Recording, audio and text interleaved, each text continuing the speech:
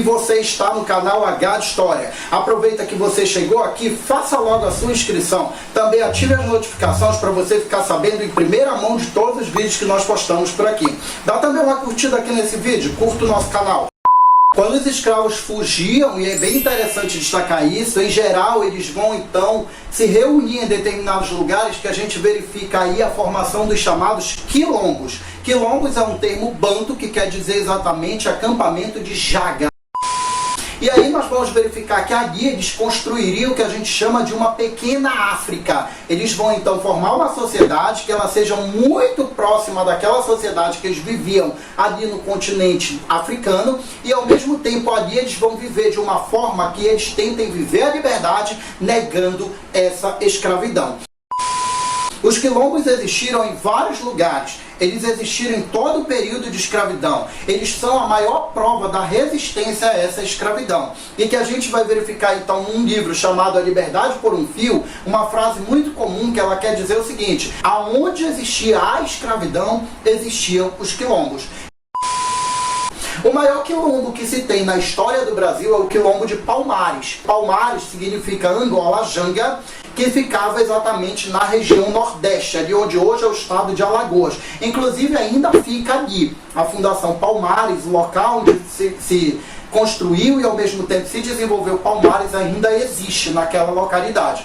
E aí nós temos na Serra da Barriga, exatamente o local onde ele existiu, um complexo de povoamentos que vai crescer principalmente após as invasões holandesas. Um grupo de mocambos, uma série de pequenos mocambos que existiam ali, eles vão se reunir, e ao se reunir eles formam um grande quilombo que seria o quilombo de Palmares. O quilombo de Palmares, ele teria no mocambo dos macacos o principal centro, uma espécie de capital daquilo que seria inclusive dito pelos próprios brancos, um estado dentro do estado. A gente percebe que se formou ali uma comunidade de negros vivendo em liberdade num Brasil que era branco e escravocrata. Palmares se destacou por uma série de razões. Primeiro, pela sua extensão, uma boa quantidade do que hoje seria o território do estado de Alagoas. Segundo, pela sua existência. Palmares durou mais de 50 anos. Terceiro, pela sua resistência. E essa resistência seria então a responsável por combater as principais expedições que foram até Palmares. O acesso a Palmares é extremamente ruim, complicado. Isso daí garantiu a segurança de Palmares por muito tempo.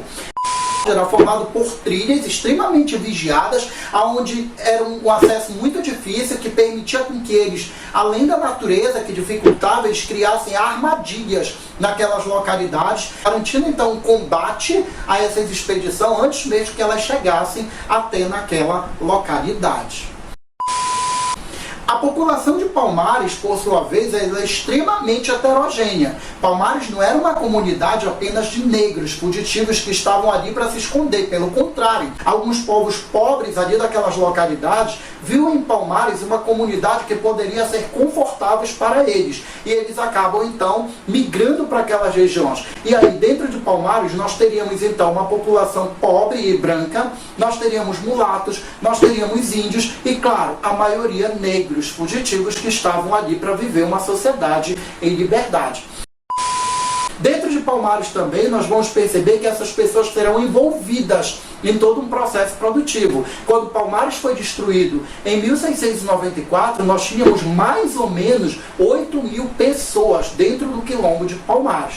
Ali eles desenvolveram uma produção, e essa produção era baseada na roça de subsistência, onde eles plantavam milho, plantavam mandioca, plantavam batata, plantavam feijão e produziam outros alimentos como diversos frutos ali naquela localidade. É importante destacar que aquilo também é uma localidade fértil, que trabalhada ela acabou então equilibrando a produção. Eles também criavam porcos, criavam galinhas, caçavam e pescavam na medida que era possível, na medida que era necessário, e principalmente, gente, uma coisa que é importante destacar é que eles praticavam o comércio com as localidades das proximidades, com aqueles locais ali bem próximos, inclusive com engenhos.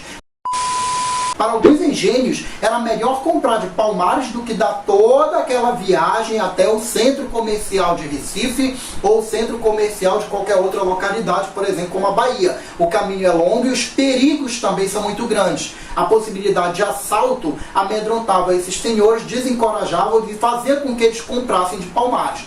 Palmares então relacionava-se com essas comunidades, com esses engenhos, trocando seus produtos por outros produtos, trocando também por moedas e, principalmente, por armas, pólvoras e informações. Palmares tinha uma rede de informações que lhe garantia a eles saber exatamente qual era o planejamento que estava sendo feito naquele momento para Palmares, para entrar em Palmares, para destruir Palmares. Na maioria das vezes eles estavam já preparados porque eles sabiam que havia uma expedição em curso para chegar até Palmares e destruir o quilombo.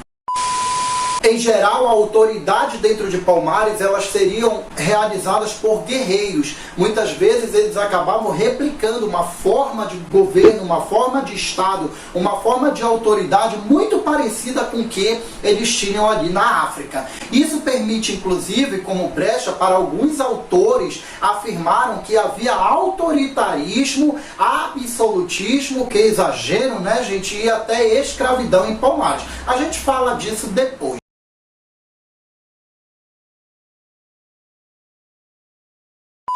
Mas é importante destacar aí dois líderes, que seriam Gangazumba e Zumbi, que se destacam então ali no quilombo dos Palmares. Gangazumba quer dizer grande senhor.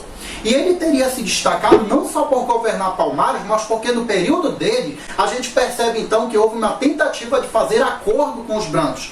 O governador então de Recife chamou Gangazumba e ele foi até lá para discutir então um acordo para acabar com o quilombo de Palmares. Olha que interessante isso daí, gente. Existem registros desse encontro. No entanto, não existe registro do que foi exatamente firmado como acordo nesse encontro. O que se tem, na verdade, informações que nesse acordo Gangazumba topou fazer um acordo pelo qual, se eles então se entregassem, aqueles que teriam nascido em Palmares seriam livres, continuariam libertos. Mas aqueles que não nasceram em Palmares, que foram para lá, depois de terem sido comprados nos mercados de escravos, vindo da África, ou nascidos em outras localidades, eles seriam realmente aprisionados. É claro que isso divide Palmares. E nessa divisão, Gangazumba vai acabar sendo envenenado e morto. Isso acabou facilitando com que uma expedição entrasse em Palmares e capturasse uma parcela da população, embora pequena.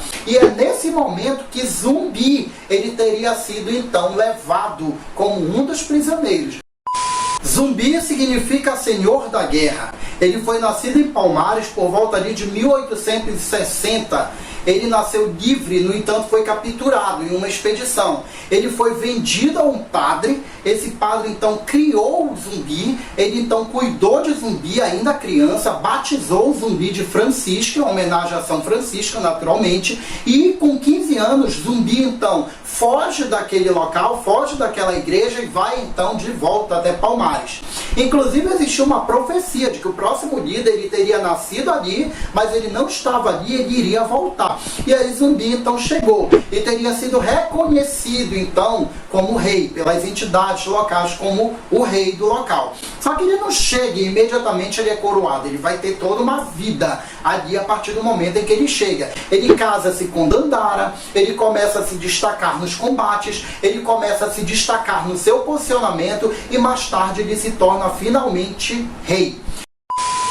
Naquele momento, então, que as autoridades decidiram destruir Palmares, duas expedições, então, foram combatidas pelo exército de Palmares, pelos guerreiros de Palmares, tendo à frente Zumbi. E isso daí seria uma espécie de afronta àqueles senhores, porque eles não vão aguentar não só a existência, como a resistência do próprio quilombo de Palmares e, ao mesmo tempo, a autonomia e, ao mesmo tempo, a força com que o quilombo de Palmares está enfrentando essas expedições e, por sua vez, também a autoridade dos brancos ali naquela região. Por volta de 1685, nós temos então essas autoridades se reunindo e fazendo então um contrato de sertanismo, contratando então bandeirantes para acabar com o Quilombo de Palmares. A principal expedição ela vai ser direcionada a um bandeirante chamado de Domingos Jorge Velho. E o Domingos Jorge Velho, então, seria responsável em destruir o Quilombo de Palmares. E aí nós teríamos as primeiras tentativas de chegar a Palmares. É importante destacar para vocês que essas primeiras tentativas elas foram desastrosas. Eles não conheciam bem a região e associado e também aliado às armadilhas que eram feitas nas trilhas, eles acabaram tendo dificuldades. Mas tão logo eles se adaptaram àquela localidade, se adaptaram àquela região e ao mesmo tempo conseguiram traçar estratégias, nós vamos verificar que por volta de 1693, Domingos Jorge Velho volta para ali com mais ou menos 9.000 homens. E em 1694, finalmente eles conseguem entrar em Palmares e vão destruir Palmares. Eles vão incendiar as casas, eles vão destruir as plantações e eles vão decapitar todos aqueles que eles conseguiram pegar como prisioneiros. A ordem era matar todo mundo e isso eles fariam com muito afinco, com muito prazer e com muita dedicação. Zumbi então consegue fugir com um grupo de soldados, com um grupo de guerreiros. E ele tenta então armar uma estratégia de emboscada na saída, mas ele não consegue. E ele acaba sendo morto mais tarde, em 20 de novembro de 1695, que acaba hoje sendo uma data emblemática, que é o Dia da Consciência Negra, a morte de Zumbi. Então ele vai ser assassinado nessa data. Depois de morto, Zumbi será decapitado e a sua cabeça vai ser colocada ali, na Praça Central de Recife, para mostrar a todos os outros negros, primeiro, que Zumbi não era imortal. Segundo, que ele foi vencido, ele não era invencível. E terceiro, que isso poderia acontecer a qualquer outro negro que tentasse resistir à escravidão. Se você gostou desse vídeo, então dê um like aqui, se inscreva no canal, compartilhe com seus amigos. O canal H de História agradece mais uma vez a sua presença por aqui. Valeu!